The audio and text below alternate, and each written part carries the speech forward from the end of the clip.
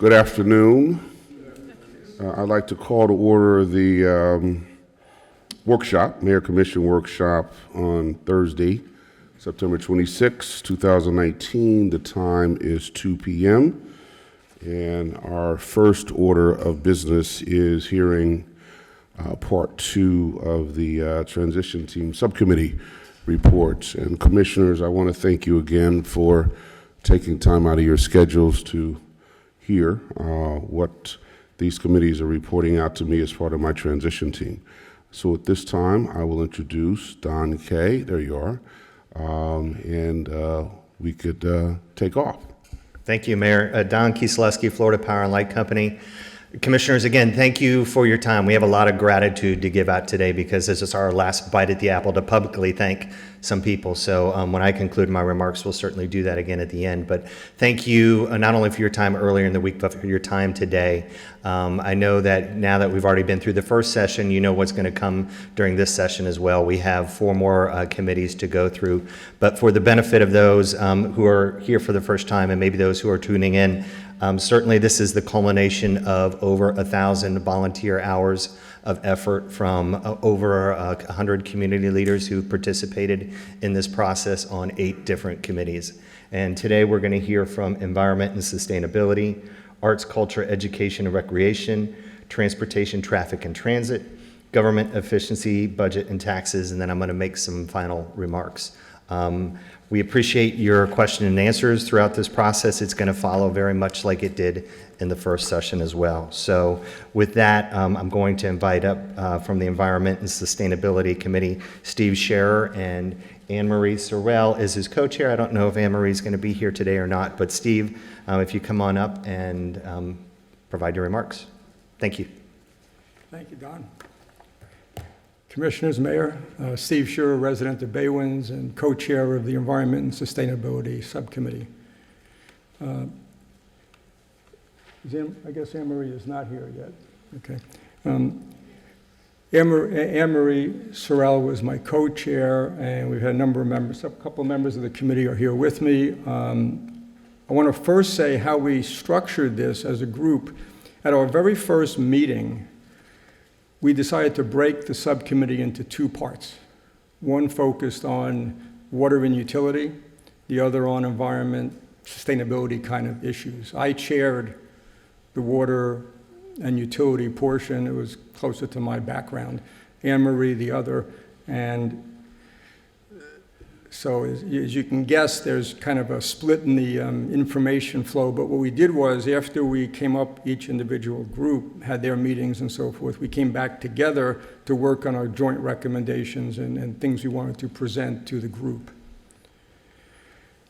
This is a list of some of the people and some of the groups we met with. There actually were many others we spoke with, I'll say informally, asking questions without ever disclosing what our recommendations were, because part of this process was to keep it confidential until we presented it.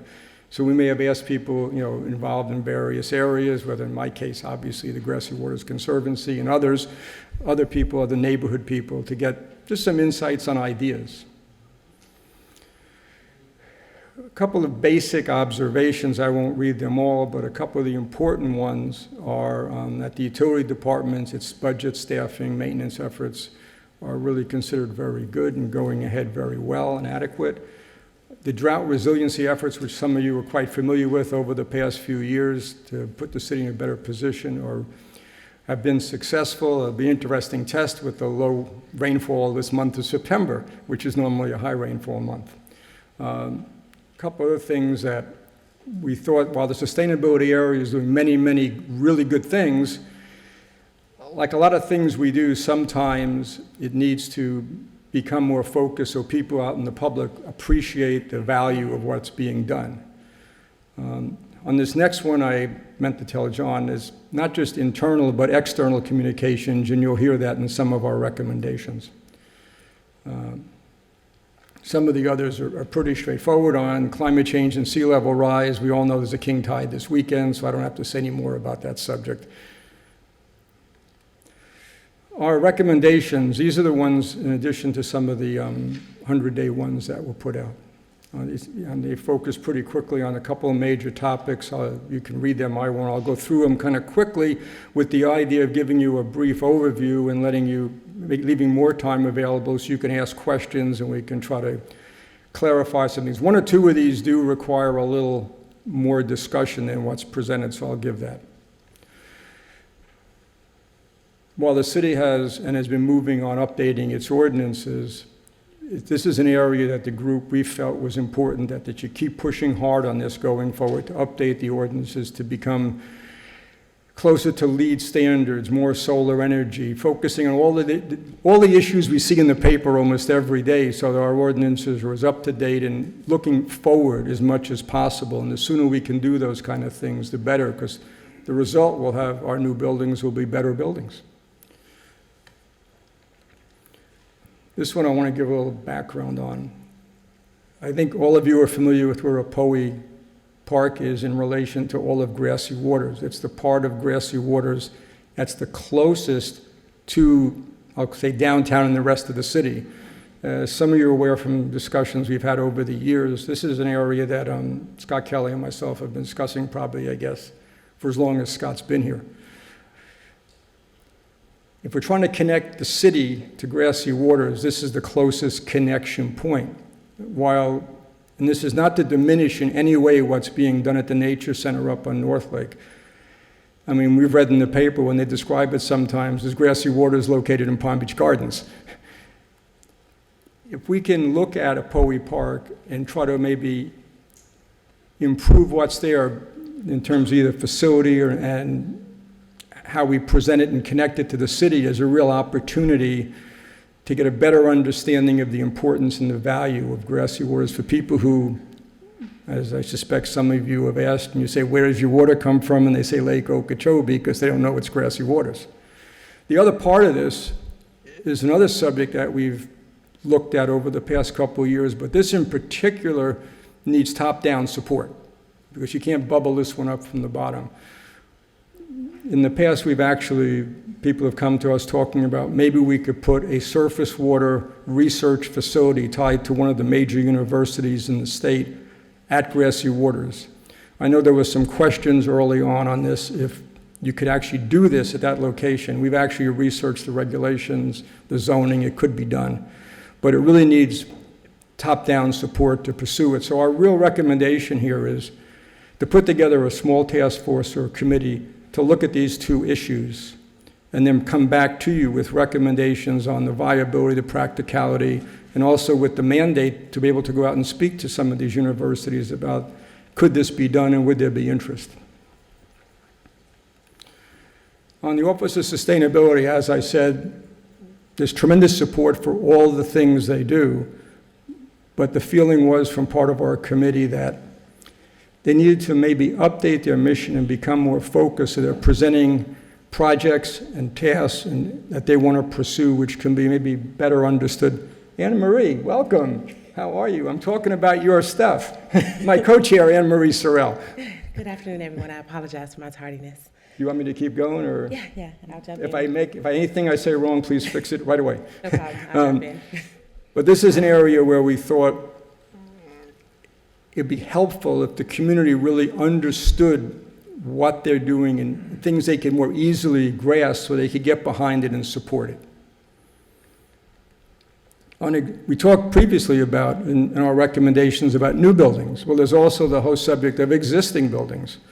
And that's to come up with ideas and do energy audits and to help people in existing buildings find ways to become more energy efficient. It kind of speaks to itself, and I think the obvious benefits are there. On sea level rise and the stormwater master plan. I know many of you face some of these questions pretty regularly now. The city has a stormwater master plan. Our group felt that should be aggressively pursued. But in addition to that, there should be a comprehensive study done on the potential impacts of sea level rise along our shoreline and the intercoastal. And there are a number of really interesting ideas that could be pursued to help do more than just the obvious to protect our shoreline for the unfortunate expectations of things that might be happening down the road on sea level rise. There is a water board now. That was created 8 years ago. Prior to that, there were a number of different water-related committees and task force in the city. They were combined into one. There's also a similar thing in sustainability, which is great. Our recommendation here is, and this has been an issue, as many of you know, we've been dealing with for many, many years, the battles over grassy waters and fighting the roads and getting people to understand the importance of our water supply. Our recommendation was to maybe turn the clock back and have this group, its mission, its membership be looked at, become more focused on protecting our water supply, and to be a group that could be more aggressive in being an advocate for the water supply rather than the group, maybe you might say, that comes to meetings and sits and listens and isn't out front. We'd like this to be more of an out front group. I'm not sure if any of the commissioners at the time were there. I think Penny Redford's here. She would remember this. There used to be a Water Catchment Area Advisory Committee. That tended to be focused on the water catchment area and the water supply, and that was a different kind of group in terms of membership, and was a much more proactive group in terms of trying to advocate for and make recommendations about the water supply. So we think there's a lot of obvious benefit, and most important, it's just when things go on for a long time, sometimes you need to simply refresh how you're tackling them and approaching them. That's kind of a quick summary of our recommendations, and I really, more importantly, look to you for questions on these recommendations, and we'll do our best to try to answer them. Anne-Marie, did you want to add anything? No, I think Stephen covered it all. Unless you guys have questions, then we can, I don't know if you had questions about our process or our committee and how we work towards coming up with these recommendations, but we're, definitely happy to address any of those questions. Okay, thank you. Good presentation. Commissioners? Yes, Commissioner Shove? Thank you, and thank you for your presentation. I think this is a particularly important topic as we go through King Tide this weekend, and we have some other, occurrences that are going to become part of our norm. I was wondering, in any of your discussions, we hear a lot, namely I have a very active group about Florida natives within our community. Was that part of your discussion in sustainability, looking at kind of our hardscape area as well as our water, or if that fall outside of the scope of kind of what your committee was discussing? I don't think we touched on Florida natives as much. We did touch on different things like tree canopies and how incorporating, which I think some of those programs are already in place, but more so expanding on those, but we didn't really touch on that particular topic. Okay. Can you talk a little bit more about your tree canopy discussion? Well, I know that there was, when we met with Penny and the team, that there were already programs that was in plans for like the Northwest, for example, to incorporate more trees. We touched a little bit on, what do we call it, environmental, I can't think of the exact terminology, but I know that that was something that was in the works, and looking at how do we continue those types of efforts into not just one particular neighborhood in the historic Northwest, but how do those efforts expand throughout other neighborhoods. And I think that's where we was having some overlap with like the neighborhoods committee, and how do we intertwine those together. Great. Commissioner, just to add to that, that goes along with our recommendation, which says if the sustainability department can have more focused, clearly understood objectives, and maybe it would be a way to raise things like that up and become really target things, so then they could be working more closely on issues that the community cares about, and also the community then will see the value of really pushing those initiatives. Great. Thank you. Any other questions, commissioners? Okay, thank you all again. I appreciate all the time and effort, and thanks to your team for all the time and effort they put into it. Very much appreciated. No problem. Thank you. Thank you for the If you have opportunity. any further questions, don't hesitate to get back in touch. Okay, Absolutely. Thank you. thank you. Steve, Anne-Marie, thank you very much. Before we move on to the next one, it was referenced in their presentation, so I'll just make note of it again. During this process, we made a series of what we called the 100-day recommendations, just for everybody's reminder. And those were recommendations that we considered as low-hanging fruit that could be announced or implemented during the mayor's first 100 days. So what we're talking about today are the ones that are indeed the longer-term recommendations that are coming out of the committee. So I just wanted to make sure we clarified that. We're going to go ahead and move on to arts, culture, education, and recreation. When I introduced this earlier in the week, it was certainly a committee that had a lot to say grace over. They have a lot of interests that were coming forward, and I know they were pretty unique in the way that they broke out their committee. I do want to welcome the co-chairs, Phil Growick, to join us, and I believe Melanie Hill's not here today, but we're going to turn the podium over to Phil and let him run. And Don, the timing is up to 15 minutes for a presentation and then Q&A. Mayor, Commissioners, I'm Phil Growick. You'll forgive me, I've got a bit of laryngitis, unfortunately. Melanie and I had the honor and the pleasure of chairing the Arts, Culture, Education, and Recreation Committee. And as Don had said, of all of the committees, we had the largest scope. Unfortunately, my co-chair, Melanie, couldn't be here today, but she was so important to our process that in case any of you do not know Melanie, I asked her to send a photo so that she could be with us here in spirit. So here is Melanie. Now you have her. Hi, Melanie. Right. Now, before I get into the details of our recommendations, Melanie and I want to thank our committee members whose ardent commitment, time, energy, ideas were focused in helping the city. Now, there are a few of my committee members here, and I would like them to stand, please, and thank you very much. Judy Mitchell, John Munez, thank you. We'd also like to thank the following who collaborated with us, and those entities are Art and Public Places, the West Palm Beach Parks and Recreation Department, the Mandel Public Library, Ballet Palm Beach, the Palm Beach Symphony, the CRA, and the DDA. Now, we were also asked for observations, which were very, very important. There were three overriding observations that the committee had made. One was that Mayor James is doing what he promised to do, to listen and then act on doable, sensible proposals. All improvements take time, money, and the public support. We're all aware of that.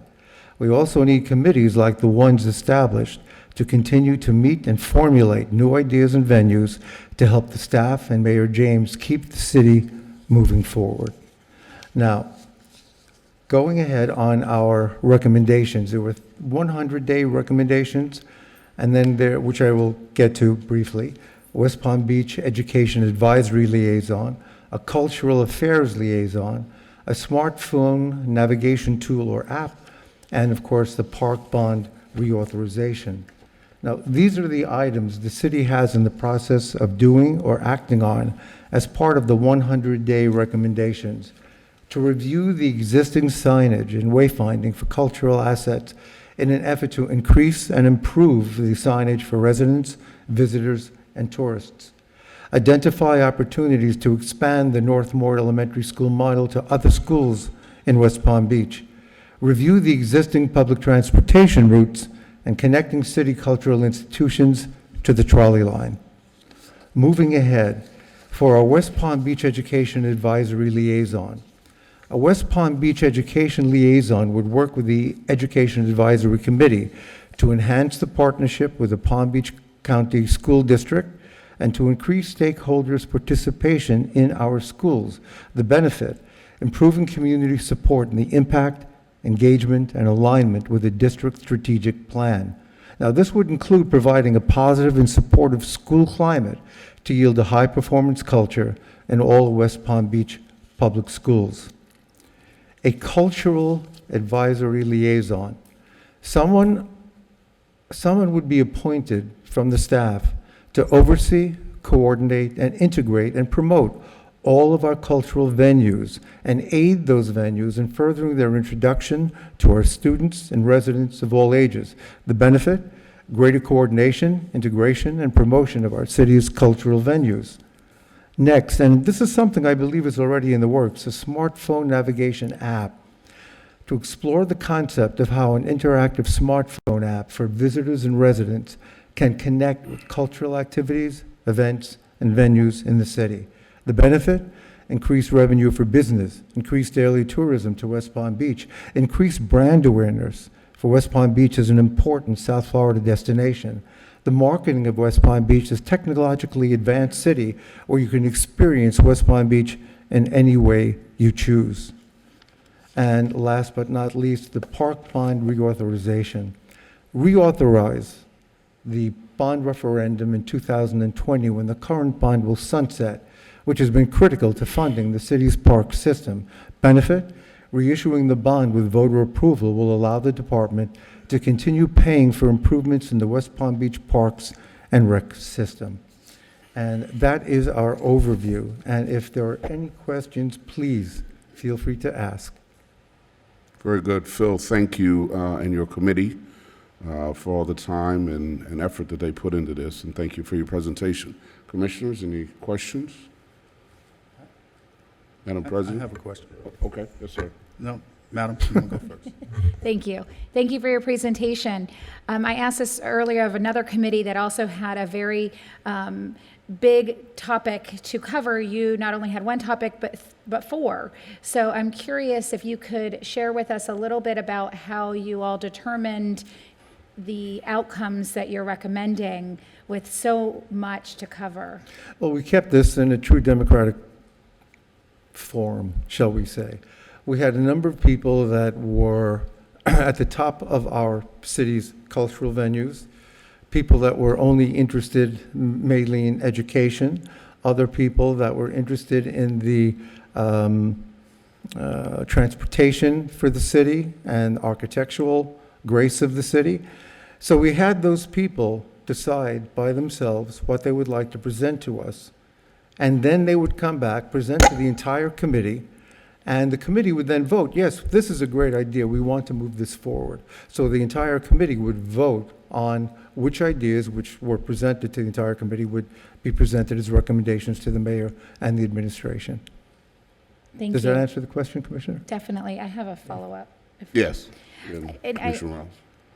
Just wanted to say, you know, this entire presentation on Tuesday as well have come up with a number of wonderful topics. I serve as the liaison to the Education Committee, and I can tell you as that committee, as hard as it works, it does struggle because there's not been a staff person assigned to kind of help shepherd them. So I appreciate seeing that as one of the recommendations. If this administration and this commission sees it fit to support education, I think that would be an important element. Thank you. We hope so too. Thank you. Commissioner Rouse? Yes, and I too want to echo my fellow commissioner and the mayor's thoughts and thanks for all that you all have done. I wonder, did the committee look at how the city could better embrace the diversity of the city? And I'm going to give you an example of what I'm talking about. I recently was in Memphis, and it's very clear that Memphis celebrates its civil rights history. When I look at West Palm Beach, I'm not really sure what our image is. And when I look at the diversity of the community that we have, I see quite a number of pictures of African Americans in the Northwest neighborhood, but I don't see them elsewhere. I likewise don't see any Native Americans. And so did the committee at any time look at trying to enhance and embrace the diversity that this city offers? Absolutely. As a matter of fact, Melanie and I had met with the Palm Beach Ballet and the Palm Beach Symphony, specifically for the purpose of learning if they're doing this with all of the communities across the board, meaning the students especially, so that they could become integrated and know what the cultural activities were that we had offering for the city. That was very, very important from the get-go. We have people, Judy Mitchell is here, who's CEO of the Kravis Center. We have John Wimet, who is one of the people from the Norton Museum. Bill Hayes and his wife Sue Ellen, who run our theater, and Brown Theater, and everybody was looking for ideas and to embrace our entire ethnicity across the city. So thank you for bringing that up, Commissioner. Any other questions? Well, again, Phil, thank you and your committee for all of the hard work that went into these recommendations. Very welcome, Very everyone. much appreciated.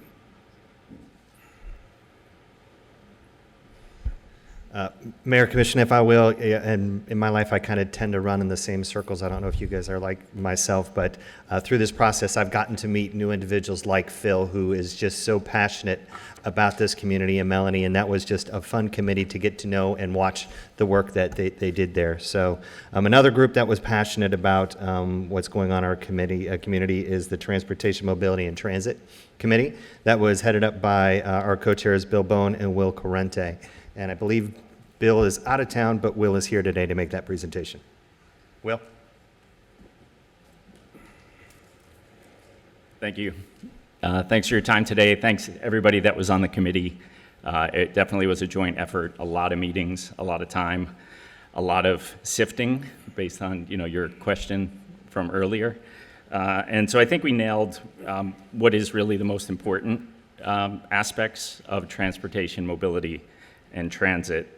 You can see our committee stretched across a broad range of people involved, not only within the community, but also within local government and other stakeholders. So we really got a good mix of opinions and input. These are the various people that we collaborated with throughout our meeting: the city administrator, city traffic engineer, the CRA, the DDA, Central Chamber of Commerce, Tri-Rail, Palm Beach Regional Training Plans, the TPA, Palm Tran, Palm Beach County Traffic Division, Palm Beach County administrators. One of the meetings that we had, just to kind of give everybody a little flavor, the meeting that we had with the county, they brought everybody there, including Virginia. So it was a great meeting. Palm Tran was there, their traffic person was there, their zoning people were there, and it just showed a willingness of the county to have better relations with the city going forward. Our observations: there's no one solution to the city's transportation challenges. Collaboration with state, regional stakeholders, county, municipal agencies is essential to success. The city is doing a good job on identifying solutions and opportunities, but is limited due to other agencies and roadway authorities. Public input is necessary to creating a comprehensive and successful city transportation network. One big focus for the city should be the last mile of connectivity. And a lot of these were the results of conversations with Scott and Wen regarding what they needed in order to see the vision of the city's transportation and mobility system. Our recommendations are traffic signalization, Dixie Highway north of Okeechobee, Okeechobee pedestrian crossing and alternatives, bridge opening time adjustments, downtown parking fees, the Fern Street crossing, improving the city's trolley transit system, which everybody is unanimous agreement that it shouldn't be called a trolley anymore. The new director of mobility, the Dixie Highway Improvement Project, and impact fees. So as traffic signalization, our recommendation was to pursue signal synchronization of major arteries, especially the Okeechobee corridor, look at immediate tweaks and long-term solutions to improve single timing along Okeechobee, and specifically at Dixie, Rosemary, and Tamarind.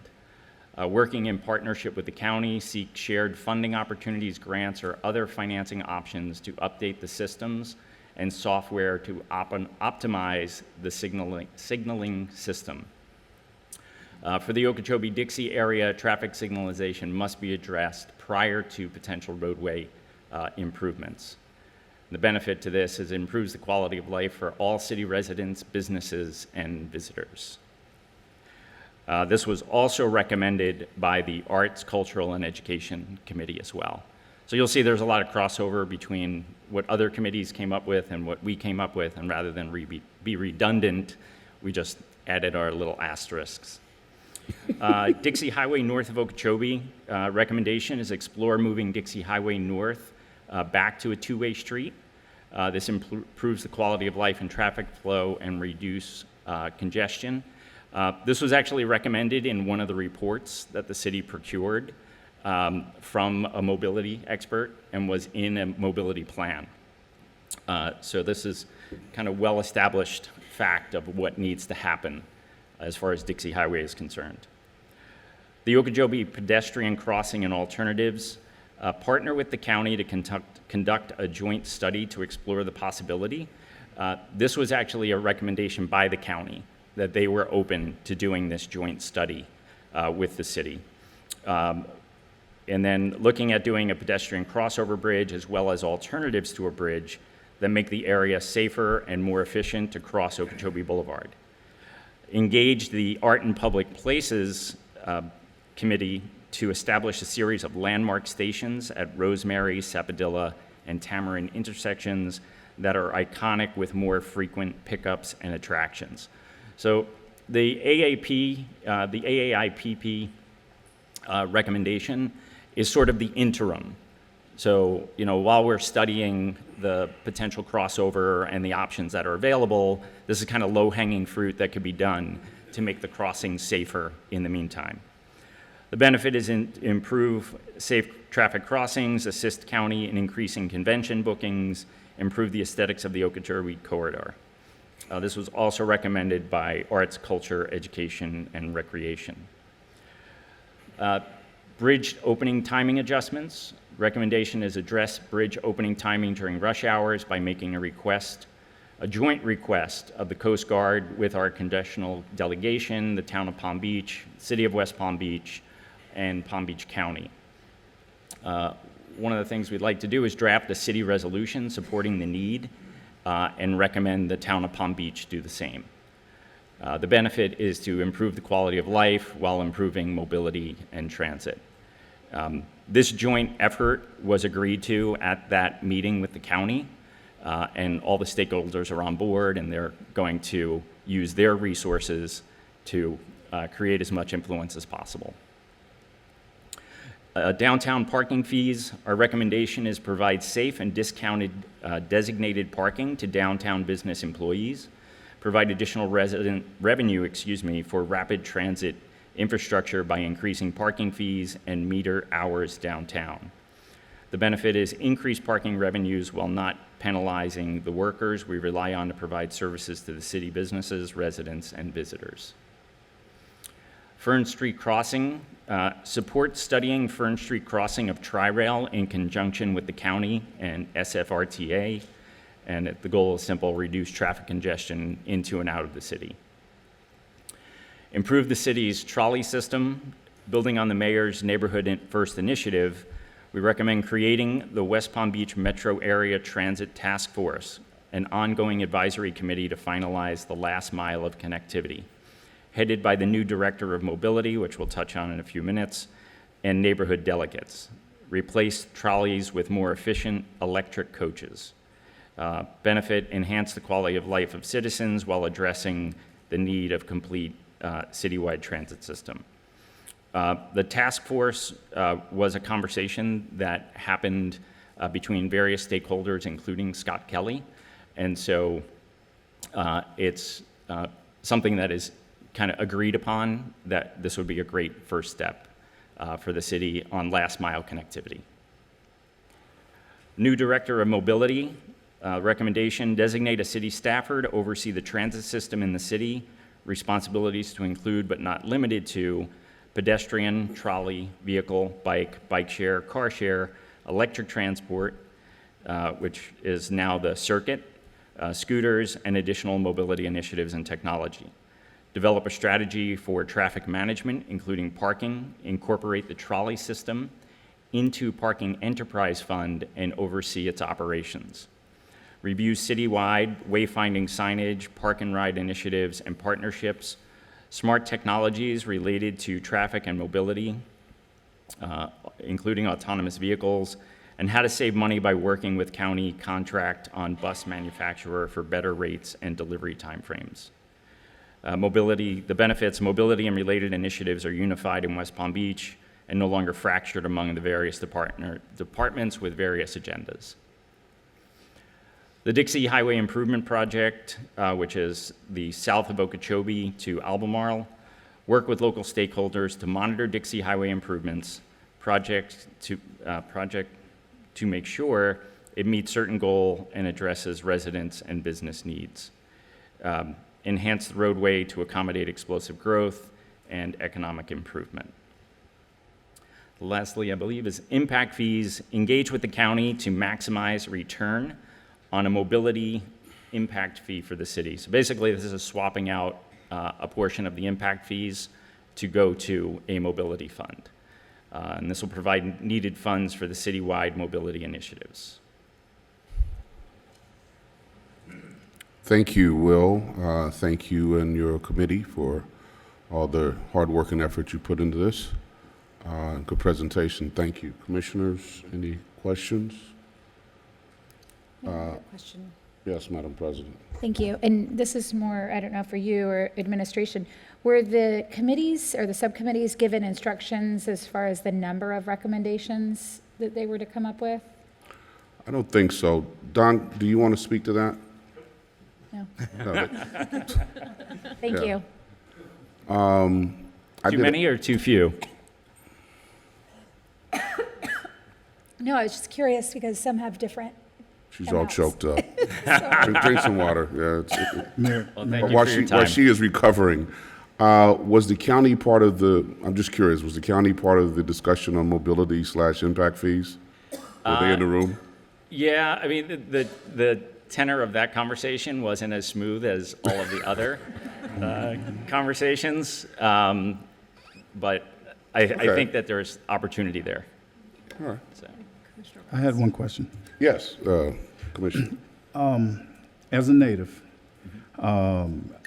historically, the transit system in Palm Beach County hasn't operated as smoothly as other locales. Did anyone look at what could be done in order to make it run more smoothly and to, in my opinion, limit the stigma that our public transportation has? You know, for instance, if you go to DC or you go to most metropolitan areas, New York, public transportation is a part of daily life. Mm-hmm. How do we move from horse and buggy to daily life is really my question. Yeah, and I think that's the argument for creating the Director of Mobility and adding more city control to our transit system, increasing not only the trolley routes, but also the numbers of trolleys, the efficiency of them, having them be air-conditioned and sleek and cool, and but also not using them to provide redundant service to what PalmTran is doing. PalmTran's meeting with us was, pretty impressive in the sense that they do have a pulse on where they're falling short, and they have plans to make routes more efficient, change stop frequency to keep the buses moving, so rather than it stopping at Okeechobee at the cemetery and then stopping again on Dixie Highway down by Hive and then again at Park Place for the same route, to eliminate and remove some of those stops to create more efficiency. Follow up? Thank you. Yeah. Yes, Commissioner Buzzi. Thank you, Mayor. I see that you briefly talked about some sort of pedestrian walkway across Okeechobee Boulevard. Did you talk about it? And I saw that you also mentioned alternatives to a walkway. Did you talk about any specifics that you could enlighten us with? Any ideas that you had? Well, it was kind of more questions than answers. So there's some debate of whether a crosswalk would actually prevent people from trying to walk across the street anyway, and is the impact of a overroad crossway going to solve the issue that we're trying to solve?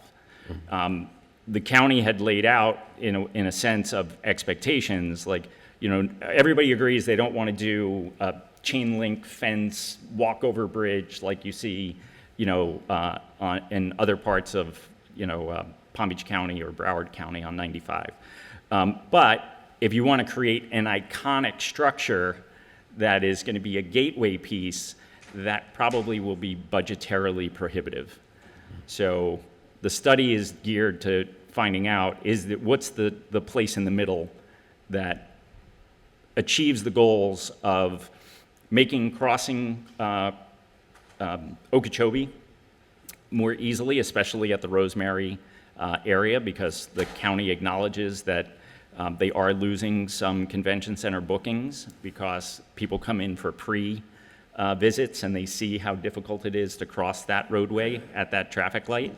And that's where the Art in Public Places option had come out of potentially doing maybe some fountains and some gathering spaces with solar shade, et cetera, so that people have at least a comfortable place to congregate while they're waiting for the lights, because the other challenge that we have is the traffic signalization.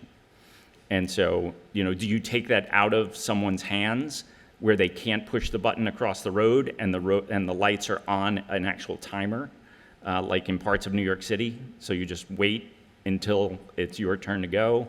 Or do you put total control in the pedestrian's hands and then have traffic impacts because of it? Sounds like there's no easy answers to that one. That's why you're doing a study. Thank you. Very good. Thanks. All right, well, again, thank you very much, and thanks to your committee Thank you. for all the hard work. Well, thank you. Commissioner, to answer a little bit more of your question about where they set a number of recommendations, I do believe some of Will's presentation had some of his 100-day recommendations in there as well. So it seemed like there was more than others, but certainly that had a few more because we had some of the 100-day in there as well.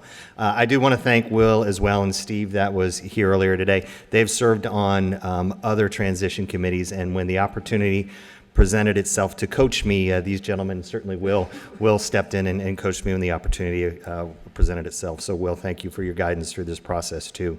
We do want to move on to government efficiency, budget, and taxes. And as you can imagine, these group of individuals were very efficient in their approach of how they addressed their recommendation process.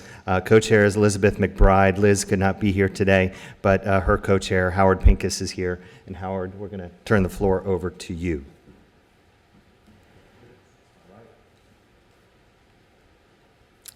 Thank you, Don. I guess this is the time I was told where I was supposed to say they saved the best for last. Or those of you on the dais may be pleased that it's the best for the last. But pleased to be here. It's a pleasure to serve as co-chair of this transition committee. As Don mentioned, Liz could not be here. She was a tremendous part of this overall review. I'd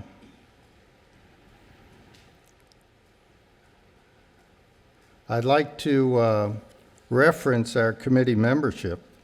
We had a terrific committee. I think we have 3 committee members that are here. Julie, if you'll stand, and Bob Sanders is over there, and Ike Robinson. All of you know Ike. But as you can see by the makeup of our committee, we had an outstanding group. And I'd also like to recognize Don and Jonathan Cooper for the guidance and leadership that they provided. We collaborated with a number of people within the city structure. I won't read those individually, but I would like to say that all of the city staff that we met with, as well as the CRA and DDA, John Ward, Rafael Clemente, were extremely helpful and supportive in the work that we were doing. And I guess for full transparency, I previously had spent 9 years on the Downtown Development Authority Board, and my last 3 years, most of my last 3 years as board chairman. The observations, when you look at these, a lot of folks have mentioned this. in terms of the city having a very competent and dedicated staff. But I want to put a little different twist on this, and I want to emphasize that the people that we interacted with and the vast majority of the staff in the city, they're really smart, talented people. In a previous life, I ran 2 corporate talent development programs for what we call high potential employees, those who would climb the corporate ladder into eventual CEO, executive positions. And you have people in management and at the top, people like Jeff and Rick Green and Mark Parks and Scott Kelly. These are people that if they were in a corporate situation, maybe some of them would be in that type of targeted talent development program. So you really should be proud of the type of quality of individual that you have. The city, of course, is focused on serving its residents in a quality manner. And when we mention more sense of urgency regarding IT security, I'll touch on that in a minute. It's not that there isn't a top priority or a high focus, but we have a recommendation as food for thought to consider. Before I touch on these long-term recommendations, I want to go back to one 100-day recommendation. In our 100-day recommendations, and we only had a few, we recommended that the city look at incorporating what's called Six Sigma management process. Some of you may have heard about this or familiar with it. It's basically a disciplined, data-driven management methodology. And there are different levels of that. And in fact, is Scott here? Yeah. You're fortunate to have Scott Kelly, who is really at the top of that level. Scott is what's called a black belt. They have a green belt and various other level belts. And black belt Six Sigma management certified folks are really trained to lead that type of training. And you have certain departments and divisions in the city where if you went ahead and looked at implementing Six Sigma training, it could really add a lot of benefits. There are well over 100 companies, major companies like 3M, GE, Microsoft, the city of Austin uses that process. That I think could pay real benefits for you.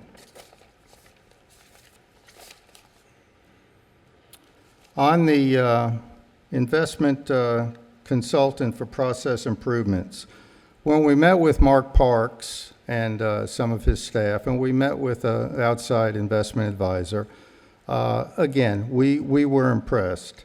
We thought that maybe there's some value in just on an annual basis, bringing in a outside investment consultant to just look at the overall investment program. I'm not talking about having somebody sit in monthly meetings or quarterly meetings, but on an annual basis to bring somebody in who is well recognized that could look at the overall investment program. And that was our thought there. Internet sales tax. Our main recommendation there, consider joining the efforts of National League of Cities. You know, there's been a lot of talk the last few years. You've seen it's been in the press about internet sales tax, and we think this is something that is worth the city maybe joining the efforts of the National League of Cities. Task Force on Data Security and Technology Modernization. This, of course, is this whole area of IT, you know, has been a real focus, a top priority, and continues to be a top priority. And our feeling was that maybe putting together a task force of subject matter experts, if you will, to work with the city subject matter experts to maybe provide some thoughts and suggestions and idea on data security and really the whole area of IT efficiency and security and effectiveness. Permit review, we wrestle with this one. Those of you that have been here a while remember the days when the permit process, I see Mayor James smiling, where that was a major issue. And then Rick Green came along, and it's been like night and day. And our point of mentioning this is just to continue to streamline that permit review process. We've come light years, thanks to Rick and his team, when they came in and really took over that area. And our purpose of mentioning that is just to continue that effort. And the last recommendation on infrastructure improvements, to look for opportunities to encourage private sector investments in infrastructure without the need for capital spending from the city. And we had, one of our committee members had a short discussion with Jeff about the possibility of exploring other ways through perhaps our public utilities or public works functions to maybe look at ways to incentivize developers to improve infrastructure around where their developments are. And that, I believe, is the presentation. And for somebody with limited technological expertise, I did get through this reasonably well, Don and John, so thank you for that. I'll try and answer any questions if you have any. Well, thank you very much, Howard, for Okay. the hard work and effort for co-chairing this group, and you have a number of very fine recommendations, so I appreciate the presentation. Commissioners, Commissioner Sho. Thank you, and thank you for your presentation. One of your recommendations about the permitting department, I think I've heard a lot throughout the community. What were your committee's thoughts on how that could be done? Was that a personnel issue where you were recommending more personnel? Was that a dedicated expertise amongst those personnel? Is that a technology recommendation? Any thoughts as to how that might be achieved? I think it's to continue what they're doing. When we talked to Rick, I think in the past they've had a number of vacancies in that area. And I think Rick is in the process, Jeff, of staffing up fully. And I think Rick felt like once he was fully staffed, that could be even tightened up even a little more. Great, thank you. I think one of the things you touched on was really important, and that was just setting the expectation level. Yeah. Where I think if citizens and developers alike know that there's a timeline of which the expectation level is set, whether that's weeks, months, whatever it is, it makes the whole process go smoother. So thank you for that. Thank you for your work. Thank you, Commissioner. Madam President. Thank you. Thank you for your committee's time on this. On Tuesday's presentation, in my notes, I had noted that a number of the committees, whether they realized it or not, had a common theme, and what I saw was at least one of their recommendations had to do with working more efficiently. One that stands out in my mind was Neighborhoods First, where they were talking about, really streamlining the process that our residents and business owners communicate with the city and get information. So I'm curious, it didn't sound like these committees worked together on this, but I didn't know if you all had any influence over that. I wish, Commissioner, I could say we did. We didn't. We went at it from the standpoint that this was a big part of our task to look at government efficiency, to look at organizational structure, and how the city could be more efficient, but maybe we should have, but we didn't. We didn't tie in efficiency discussions with the other committees. Yeah, Well, it sounds like maybe they had it in their mind as well, so. yeah. Thank you. Commissioner? Okay. All right, thank you. Once again, thank you so much, and thanks to your committee. Howard, I need the clicker.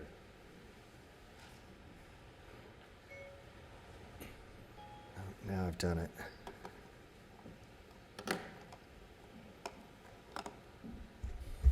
Where's the exit? Anybody see it?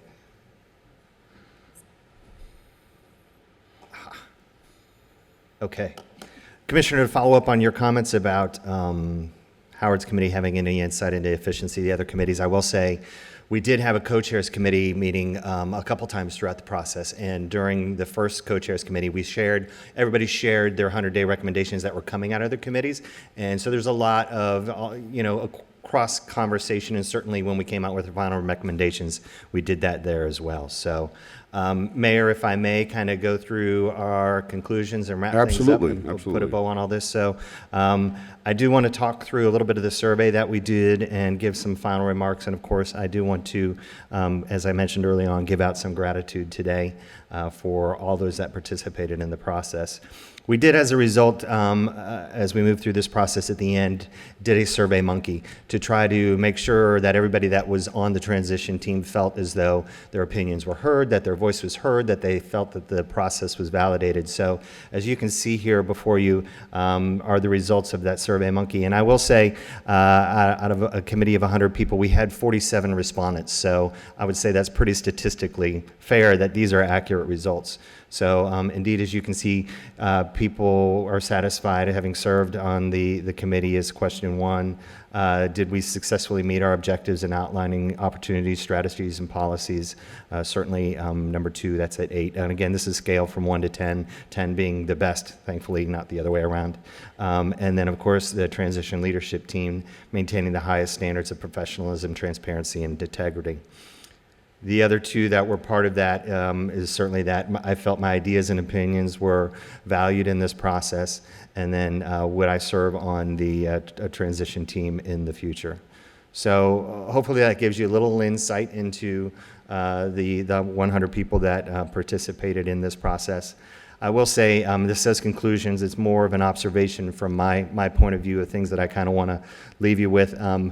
I personally am very proud of the quality of the recommendations that came forward. As I just sat here and I've heard Will talk about these things in his committee and before the mayor before, but just the idea of a mobility coordinator, a czar of mobility. We just sat through the BDB lunch and heard of all of the projects that are coming here to West Palm Beach, and certainly how people are going to move around the city, and having one individual be the point on that is just, again, I think these ideas are certainly, I'm proud of the quality of what they came to the top of that. This slide, really kind of speaks to diversity, and certainly diversity within ethnicity and men to women ratio on this committee, was great, but diversity of idea. We had people from every aspect of the city, from large business owners to residents to the neighborhoods to past commissioners. So, I'm really, again, proud of the diverse opinions that came in through the process, with everybody kind of rowing in the same direction to put the neighborhoods, these residents, and the mayor and this commission on a good path forward. Another theme that you've heard again through Howard's presentation, he took some of the thunder I wanted to share, was the talent of your city staff. It, again, came out in every presentation that they made, their passion for the city, and certainly the talent that they have, and the insight in working with them and sharing their ideas. And, they certainly were welcoming to the comments and thought that we had throughout the process. So I tip my hat, and I know the committee does as well, to all of the committee staff.